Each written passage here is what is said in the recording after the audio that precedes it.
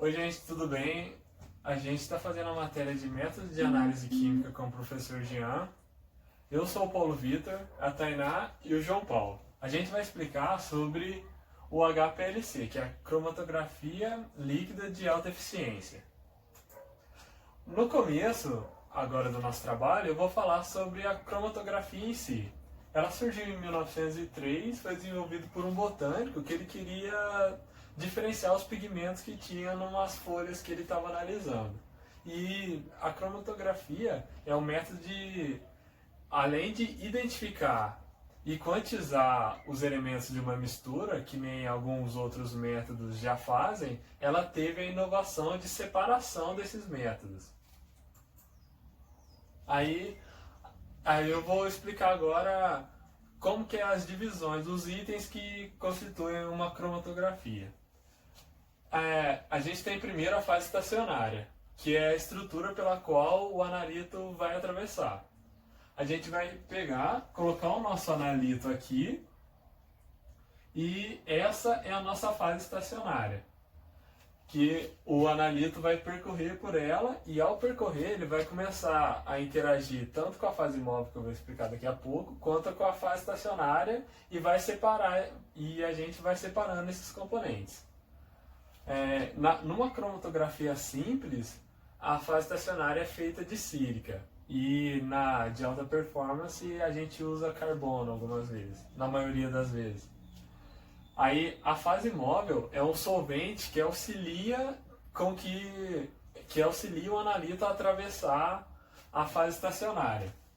O que a gente faz? Ao colocar o analito ali no começo, a gente coloca essa solução também, que essa solução ela atravessa a fase estacionária com uma maior facilidade. Aí ao atravessar a fase estacionária, ela carrega junto o analito. E aí a polaridade desse analito vai interferir. Aí a fase normal, a gente denomina fase normal porque quando o botânico descobriu, ele usou a fase estacionária como polar e a fase móvel como apolar. Aí a fase reversa é o contrário, a fase estacionária apolar e a fase móvel polar.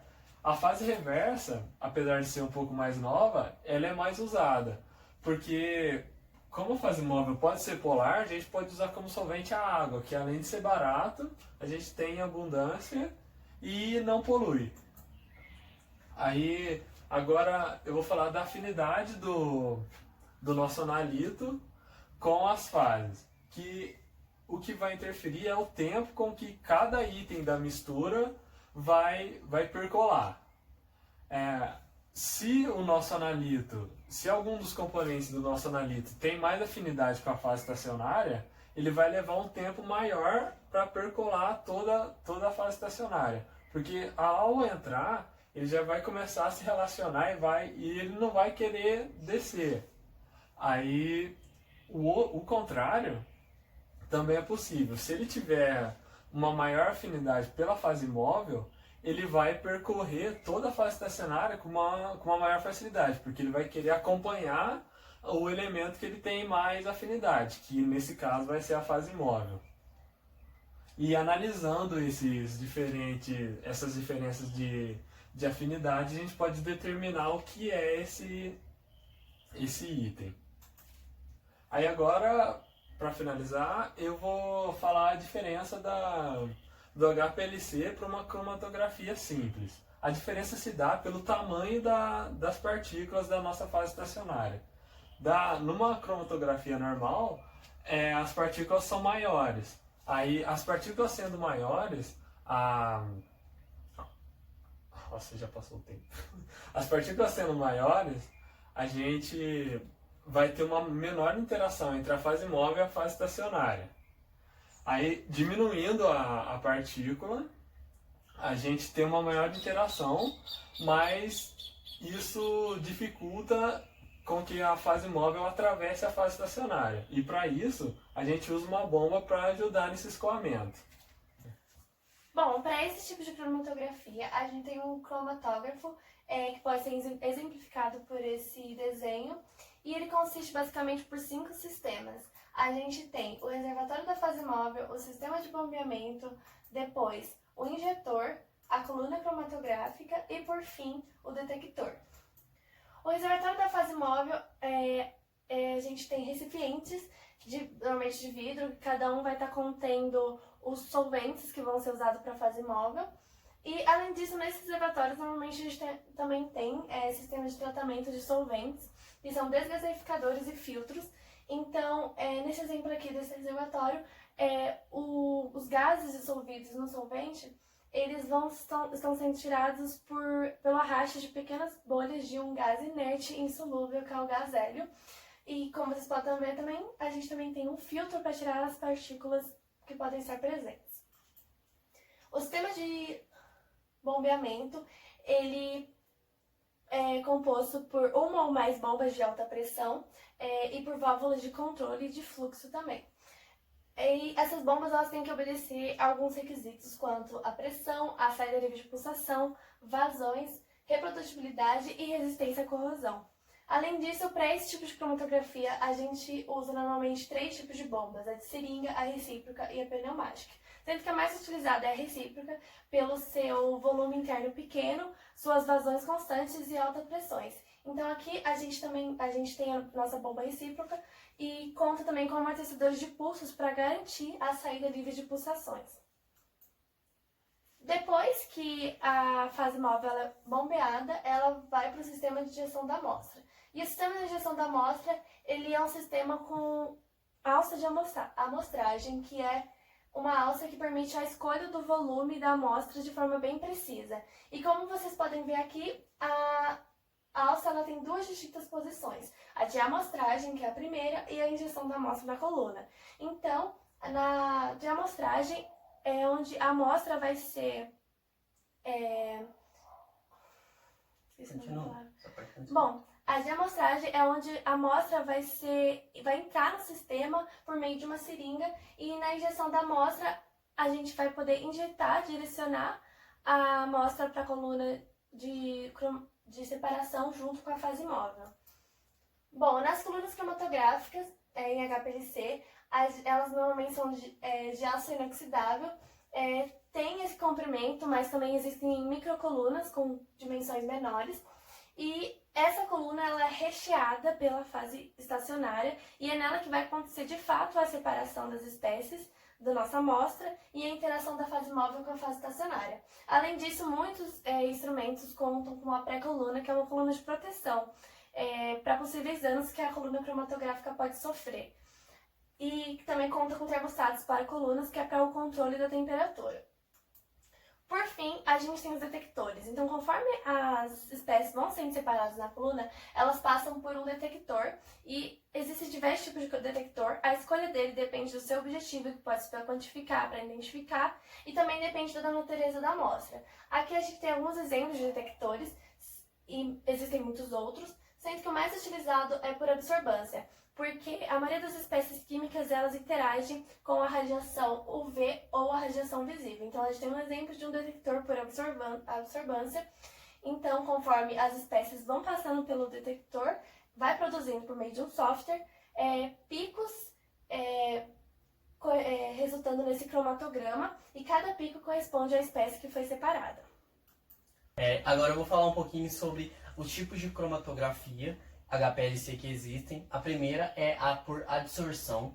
Ela vai resultar a separação do analito de interesse através do processo de adsorção. Então, a fase estacionária é uma fase sólida, normalmente de sílica ou alumina, e conforme a gente aumenta a polaridade do analito, a gente aumenta o tempo de retenção. Então, a separação acontece por uma competição entre a interação do analito com a fase estacionária e a fase móvel com a fase estacionária. Vai competir esses sítios e nesse processo vai acontecer essa...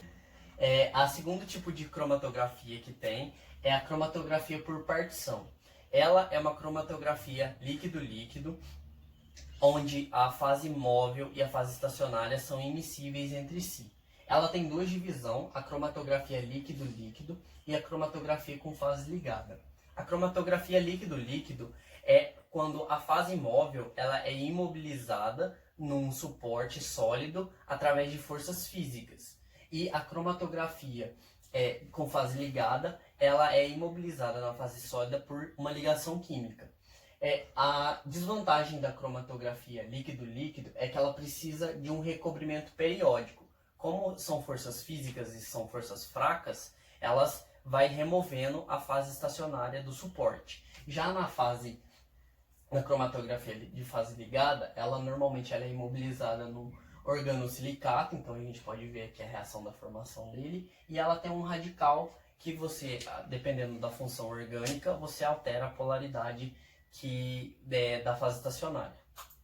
A terceiro tipo de cromatografia é a por troca iônica. A coluna cromatográfica tem um trocador iônico que ele vai selecionar os íons, ele vai fazer a retenção e vai deixar a passagem de algum outro íon específico, que vai ser detectado por um condutivímetro. O problema é que o eluente normalmente é um eletrólito em altas concentrações, então ele pode sobrepor o sinal do íon que a gente está analisando.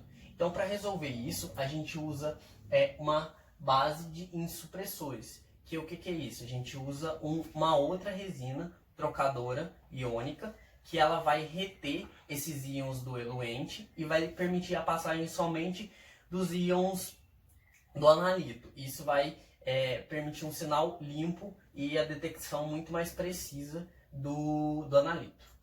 A quarta cromatografia é a cromatografia por afinidade. Então, ela vai ser constituída de um ligante seletivo, que ele vai ser imobilizado numa fase sólida e ele se liga de maneira muito específica ao analito. Isso vai permitir uma grande seletividade na análise. Então, conforme a fase móvel vai passando, o analito fica retido na coluna e as moléculas indesejadas passam. Conforme a gente faz toda essa retirada das moléculas indesejadas, a gente faz uma variação de pH ou de força iônica para remover o analito e permitir a sua detecção posteriormente. A quinta cromatografia é a cromatografia por exclusão. Então, ela é uma cromatografia que a retenção vai acontecer pelo tamanho da partícula e não por interação. A coluna vai ser recheada com sílica ou um polímero entre 10 e 5 micrômetros, que vai possuir uma rede de poros. Então, as moléculas menores elas entram nesses poros e não vão interagir com a fase móvel, então elas ficam retidas. Já as moléculas maiores, de alto peso molecular, elas passam junto com a fase móvel e vão direto para o detector. A última é a cromatografia quiral, que ela permite a separação de enantiômero. Então, para isso, a gente usa um agente de revelação quiral, que ele também tem que ter um caráter quiral para poder fazer a separação. E ele vai ser imobilizado em uma fase sólida, que vai ser a fase estacionária, e através de ligações de hidrogênio, interações de ligações pi, ou então ajustes na cavidade quiral, que vai ser encaixes tridimensionais que só um dos enantiômeros consegue fazer com o agente, ele vai permitir a separação dos enantiômeros e a identificação posterior de cada um.